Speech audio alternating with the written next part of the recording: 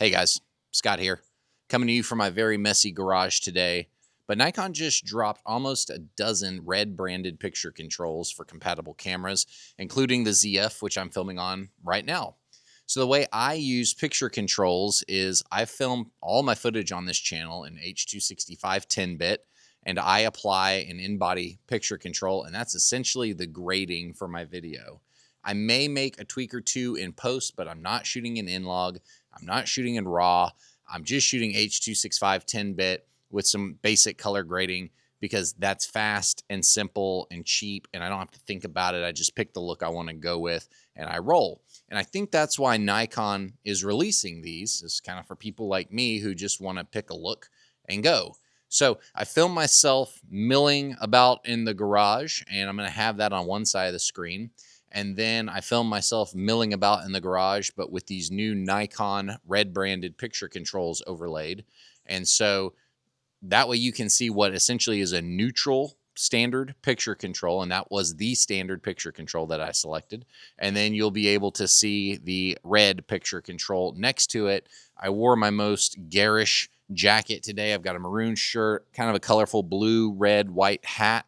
That way you can watch temperature shifts, color shifts, saturation shifts, contrast shifts, all of those things compared to Nikon's standard profile. I thought this would actually be really helpful for anybody curious as to what these profiles change or what kind of look you can expect it to give you. Nikon says they want you to use active D-lighting set to high for these red picture controls. And so all of the footage, including this standard footage, is set to active D-lighting high, just so we have a nice control over everything.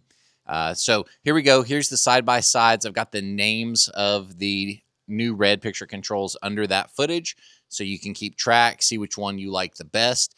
If you want to go grab some of these, I've got a link down in the description where I walk you through getting your camera connected to Nikon Imaging Cloud. I walk you through downloading your first recipe, getting that onto your camera. So if you haven't done that part yet and your camera is not synced to the Imaging Cloud, you need to go watch that video before you attempt to do any of the stuff we're talking about here. But it's all pretty basic. As long as you follow along with my guide, you'll get set up in about 10 to 15 minutes, I would say. So here's the side-by-sides, and I'll talk over it as we go, just giving you some thoughts.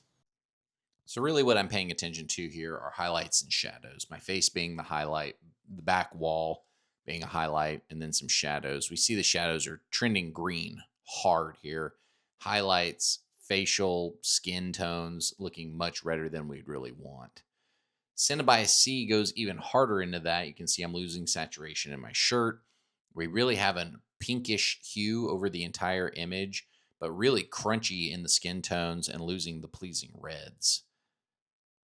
Cinebias offset actually isn't too bad, in my opinion. We still got good color across the frame. You can see the whole image is pretty flat, though.